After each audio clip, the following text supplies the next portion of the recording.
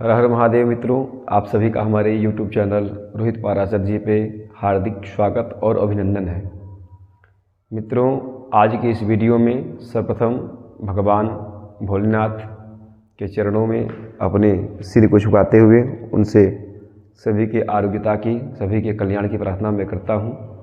और आज के इस वीडियो में मैं महाशिवरात्रि के बारे में जानकारी प्रदान करने वाला हूँ कि महाशिवरात्रि इस वर्ष 2026 में कब है, क्यों मनाई जाती है, किस प्रकार से मनाना चाहिए, इसका क्या महत्व है और क्या फल प्राप्त होता है।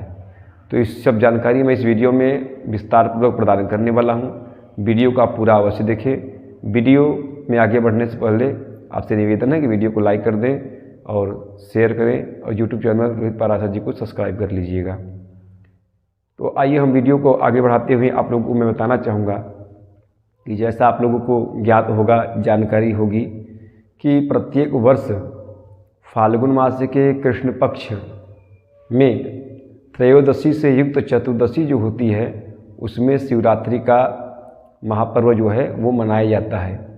शिवरात्रि भगवान भोलेनाथ के आराधना का विशेष महत्व यह जो है रात्रि रखती है और इसमें भगवान भोलेनाथ के पूजन का बहुत बड़ा पुण्य होता है, फल होता है। जैसा कि नाम से ही स्पष्ट हो रहा है कि शिव की रात्रि, शिव मतलब होता है कल्याण। तो कल्याण की जो रात्रि होती है जो सभी प्रकार से आपका कल्याण कर दे, चाहे शारीरिक रूप से, मानसिक रूप से, आर्थिक रूप से, चाहे जिस प्रकार से भी आप जो कामना लेकर के भगवान की आराधना करते हैं, निश्चित रूप से आपका जो है मनोरथ वो पूर्ण होता है। तो ऐसी शिवरात्रि का सर्वप्रथम आप लोगों से निवेदन है कि शिवरात्रि का व्रत आप सभी लोग अवश्य रूप से करें और मुझे पूर्ण विश्वास है कि आप लोग करते भी होंगे। और अगर कुछ लोग अगर नहीं करते होंगे तो उनको यह व्रत अवश्य रूप से करना चाहिए। तो आइए सर्वप्रथम मैं आप लोगों को बताऊं कि इस वर्ष 2026 में शिवरात्रि, महाशिवरात्रि जो है यह कब पड़ रहा है। तो इस वर्ष 2026 में दिनांक 15 फरवरी 2026 दिन रविवार उस दिन पड़ रहा है और त्रयोदशी तिथि उस दिन 4 बज करके शाम में 4 बज करके 23 मिनट तक त्रयोदशी है। उसके पश्चात चतुर्दशी हो जा रही है।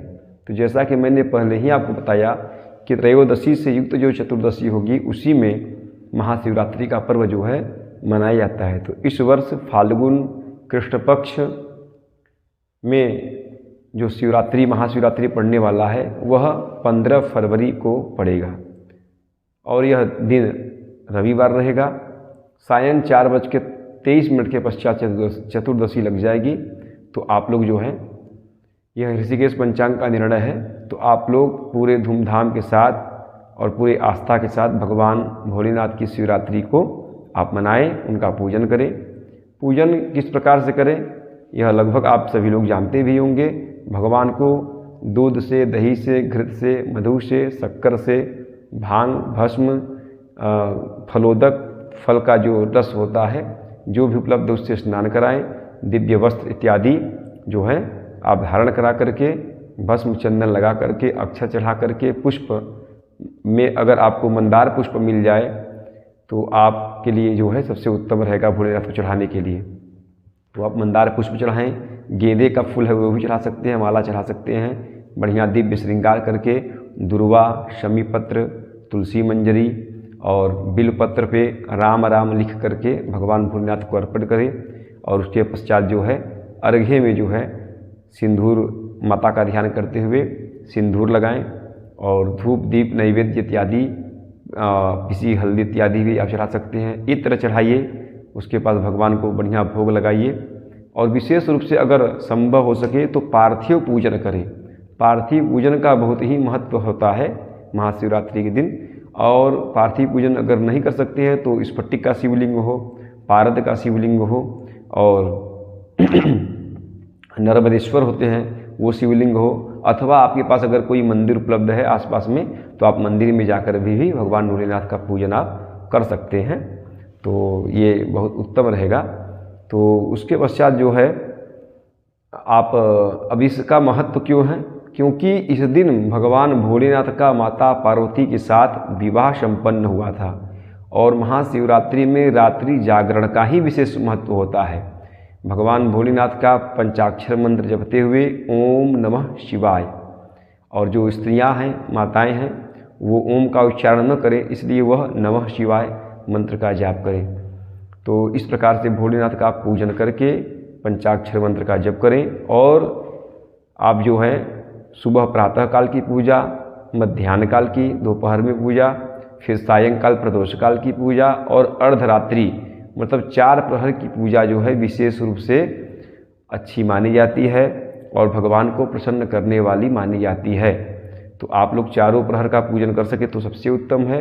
अन्यथा की स्थिति में आप सुविधानुसार जब भी समय मिले आप 1 काल की पूजा, 2 काल की पूजा जब भी इच्छा करें आप कर सकते हैं, लेकिन मंत्र का जो जप है वो आपको नित्य निरंतर करना है। पार्वती माता का विवाह भोलेनाथ से इसी दिन हुआ था, क्योंकि इसके पहले जब वो सती के रूप में थी तो अपने पिता के यहाँ गई थी, दक्ष प्रजापति के यहाँ। तो उन्होंने जब वहाँ पे भोलेनाथ को हवन में भाग प्राप्त नहीं हुआ तो यह देख करके सती जी ने अपना देह त्याग कर दिया था। तो फिर अगले जन्म में वो हिमालय की पुत्री के रूप में, पार्वती के रूप में उत्पन्न हुई और कठोर तपस्या करके भोलेनाथ को प्रसन्न किया। और इसी दिन महाशिवरात्रि के दिन ही जो है उनका विवाह हुआ। तभी से यह पावन पर्व जो है महादेव और माता पार्वती के विवाह के रूप में बड़ी धूमधाम से मनाया जाता है, लोग मनाते हैं। और निश्चित रूप से जिस कामना को लेकर के आप भोलेनाथ का पूजन करेंगे, ध्यान करेंगे, माता का ध्यान करेंगे, आपकी वह मनोकामना अवश्य रूप से पूर्ण होगी। तो मित्रों, इस प्रकार से लगभग मैंने आपका महाशिवरात्रि के बारे में बतला दिया कि किस दिनांक को पड़ रहा है और इसका महत्व क्यों है, इसकी कथा क्या है कि शिवरात्रि के ही दिन, शिवरात्रि के दिन भगवान भोलेनाथ का विवाह हुआ था, इसलिए जो है यह पुण्य दिवस मनाया जाता है। और इसमें किस प्रकार से भगवान भोलेनाथ की पूजन करना चाहिए इसके बारे में मैंने बतला दिया। आशा करता हूँ कि सारी जानकारी आप लोगों को प्राप्त हो चुकी होगी। अगर कुछ जानकारी आपको ज्ञात करनी है, उस दिन भद्रा इत्यादि है, व्यतिपाद योग है, इससे कोई मतलब नहीं है।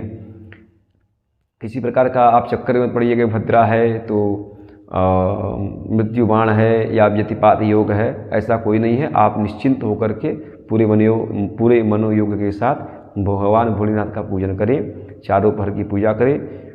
बिलपत्र पे राम राम राम तीनों बिलपत्र पत्ते पर लिख करके अवश्य भगवान को चढ़ाएं, क्योंकि भगवान भोलेनाथ को राम नाम बहुत प्रिय है। तो आशा करता हूँ जानकारी आपको अच्छी लगी होगी। अगर जानकारी अच्छी लगी है, वीडियो आपने पूरा देखा है, तो वीडियो को शेयर अवश्य करिएगा। अभी तक वीडियो को लाइक नहीं किया है तो वीडियो को लाइक कर दीजिएगा। हमारे चैनल यूट्यूब चैनल जो है रोहित पाराशर जी से नहीं जुड़े हुए हैं तो सब्सक्राइब करके बेल आइकन ऑन करिएगा। पूरा वीडियो देखने के लिए बहुत बहुत धन्यवाद। हर हर महादेव।